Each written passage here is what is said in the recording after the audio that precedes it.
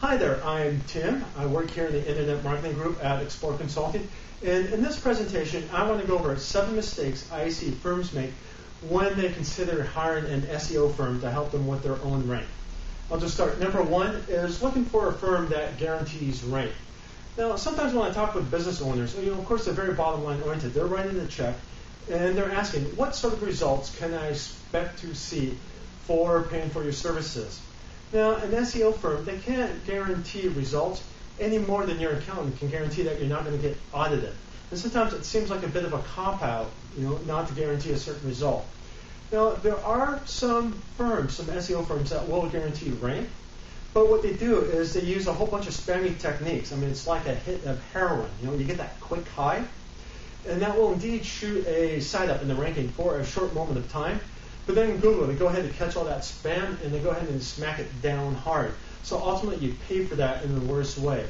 Now, Google's own webmaster guidelines, they prohibit any firm from guaranteeing rank. And so any SEO firm that's silly enough to go against Google's own guidelines, man, that by itself is reason enough not to hire them. Now, number 2 is going with any firm that happens to call you. The best SEO firms, I know, they're already so busy taking care of their clients. They already have great word of mouth. They're already participating in the community. That they're already publishing a bunch of great content. That they don't have time to start diving for dollars. Actually, a couple of weeks ago, we got a call from an SEO firm. I wasn't aware of what Explore Consulting did. The receptionist put the call through to me. And so I humored the guy for about 5 minutes. I just listened to his pitch. And while he was talking, I went ahead and I did a quick backlink analysis of his own firm. And I started to see all this blog comment spam. I mean, like they had blog comments on some site in Japan on origami techniques. And of course, all the links were on their own keyword-rich anchor tags. I'm looking at them going, what? You think I'm going to hire you? And this sometimes tends to be the sort of firms that don't have enough going on where they're reaching on the telephone and doing this cold calling. Number 3 is insisting upon rank right now. Of course, sometimes this comes from business owners who, when they write that check and they feel it, and they're thinking, okay, what is it that I can expect to see right now? And of course, we sympathize with that. But organic rank, it's a bit of nurturing a plant, right? It happens, say, like over 2 weeks to 2 months, or even longer. And you can't expect to see short-term results. And that, for a firm, that's one of those short-term results. And I'd say, really, organic rank, it's not the best mechanism for you. Instead, I'd want to take a look at these other internet marketing techniques that can provide those quick results and that quick hit that you want.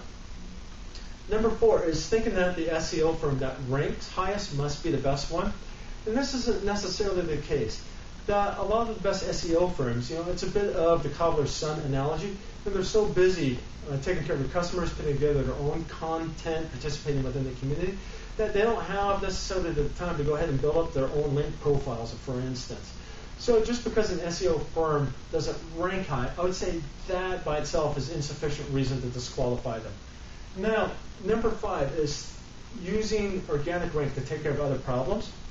I was talking with a prospect, and he wanted to rank high on a couple of keywords, so I went ahead and Googled them up. And of course, it was obvious why he really wanted that. It's because he had bad customer reviews coming up on Yelp and City Search.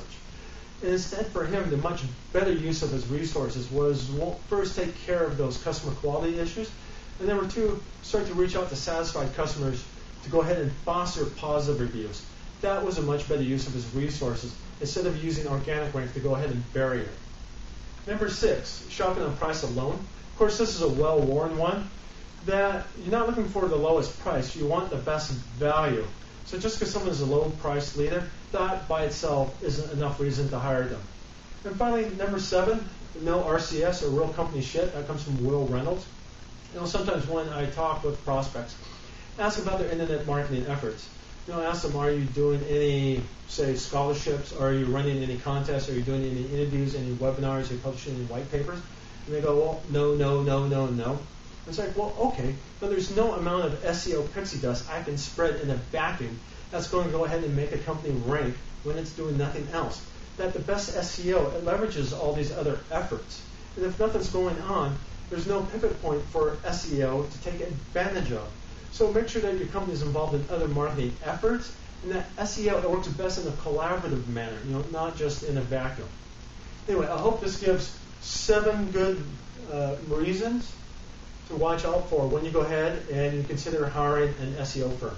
Now, if you want to reach us, our website is exploreconsulting.com.